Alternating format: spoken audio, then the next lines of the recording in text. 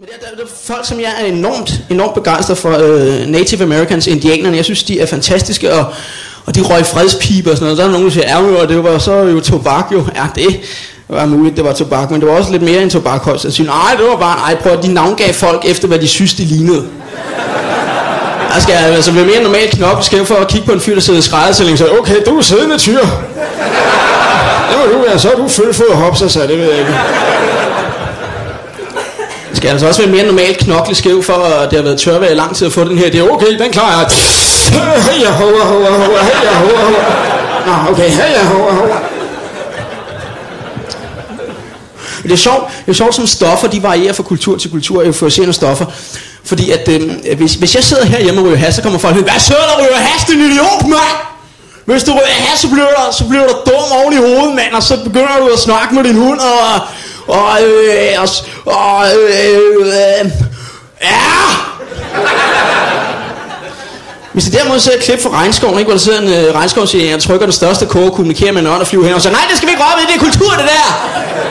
Det er det samme for helvede, altså. Min mor hun har sådan lidt underligt forhold. Min mor hun har så meget travlt med, hvorfor skal de unge tage så meget stoffer og ecstasy og pisse lort i dag? Jeg forstår det simpelthen ikke. Jeg siger, undskyld, hvem er det, der forklarer os, hvor fedt det er? Altså, jeg skal altid høre på de her røverhistorier tilbage fra 68, ikke? Det er sådan, vi tog meskalin og syre og svamper, og vi boede oppe i Thylejren og bold på kryds og tværs nogle gange i numsen, vi kunne slet ikke styre det der, altså. Det er klart, vi vil prøve det samme. Altså, du skal tænke på mig, dengang jeg var en rigtig rødstrøm, den gang jo. Jeg brændte alle mine BH'er. Jeg har set i bakspejlet, hvor var nok ikke skidesmart gjort, vel? Altså.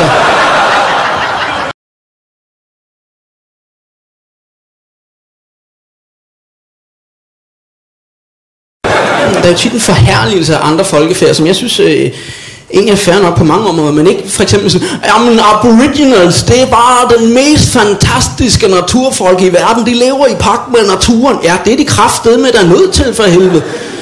Det betyder sgu da ikke, at jeg skal acceptere naturen som den er, vel? Altså, hvis jeg har holdt en grillfest, og det pisser ned, så er den første til at stå næste dag bare tyrebatterier ude i søen. Altså, hvad fuck der er mor i jorden, mand, hva?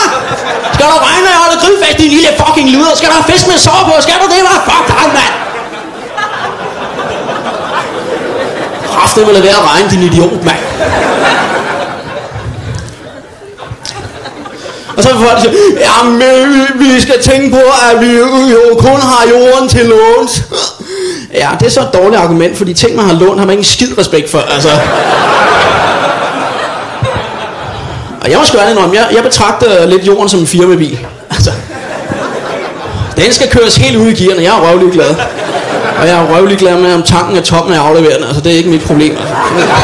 Men der er en grund til, at vi vender os mod andre kulturer, fordi vi har sgu ikke særlig meget at være stolte af i Danmark. Det er en lidt fesen kultur, vi har, ikke? Vi har ikke sådan, altså, når vi kommer til Spanien og sådan noget, ikke, så er der altid en anden happy guy, der siger, velkommen her til Costa Brava, mit navn er Patrick, og jeg er så guide her, og jeg synes lige at fortælle lidt her på det her informationsskråstreg. Velkommen til mødet. Og slemmer dreng.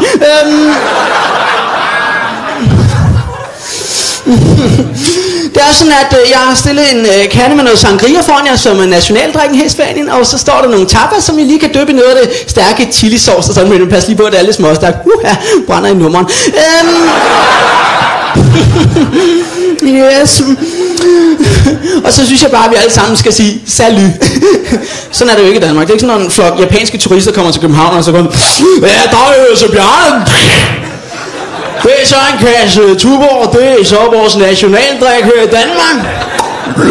Sådan der. Sådan.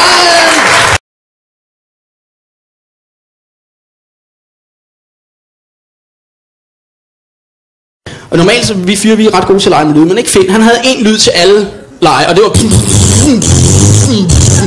fint nok, når man leger med biler, ikke? Men det er ikke særlig fedt, når Stjernekrigs 1000-årsfald nær, den kom når han skulle skyde sådan. Han var simpelthen så dårlig til at lege med lyd, altså.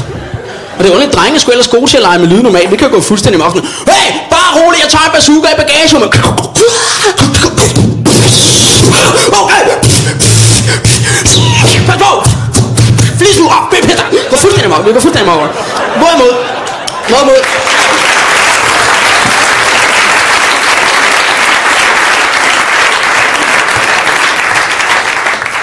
Hvorimod, at piger er jo generelt, det er ikke noget med, men piger bare er dårlige til at lege med lyd, sådan er det. Jeg var ude for en pige, der skulle slå mig ihjel med et sværd, og sagde, higgi, hakker, hugger, stikker, dikker.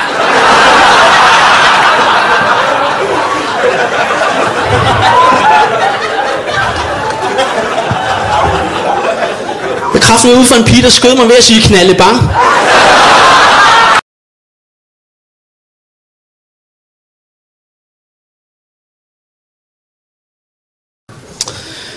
Så hun får ikke lov til at flytte ind, men hun vil også gerne til at have børn. Og jeg gider kraftstyle med ikke have børn, sådan er det. Jeg synes, børn de klammer, ulækker og lugter lort.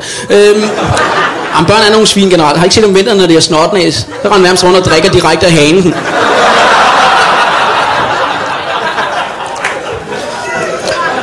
Og jeg ved ikke, hvad børn de kan på visse stadier af deres liv, men det ved min kæreste, hun synes, det er fantastisk. Altså, prøv at se, han kan gå selv allerede. Ja, det er der sgu også mange af mine venner, der kan først på aftenen. Og så, jeg er også bange, om jeg er bange for at dø. Jeg har dødsangst, det her, og det har man bare, det er jo meget normalt. Men jeg er kun med til en begravelse, og det er min farfars, og jeg har aldrig været med til noget mere hyklerisk.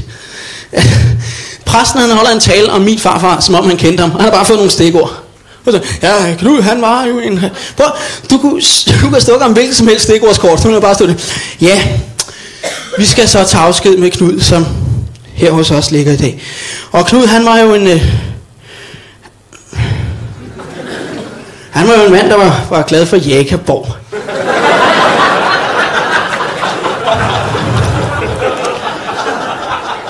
Han var et røvhul over for sin familie, men elskede sine hunde. Det er svært på den helt forkerte måde. Altså, vi kunne have fucket den præst så meget op, altså. Men det store spørgsmål er, hvor fanden skal vi hen? Skal vi op eller ned? Og så er der mange, der siger, ja, men så er vi i helvede, fordi det er det, alle striberne er. Lad os nu antage, at Gud han bare første vælger. Jeg tror nok, jeg vil ryge satan. Eller, okay. Fik jeg sagt det? Okay. Han er nu også en gavstrik. Ryge satan, hold nu kæft. Nå. Jeg vil ryge helvede, og det vil jeg så være, og jeg ved ikke, hvordan fanden det vil være dernede, men kun gisne, ikke? Altså sådan, gisne. Det var vel nok pusseløjalitet, de fik sagt dernede på Uland. De gisne, ja, ved du hvad, kammerat, vi slagter sgu fedekalden, og så op på oksekærter, så tager vi direkte til festivitas.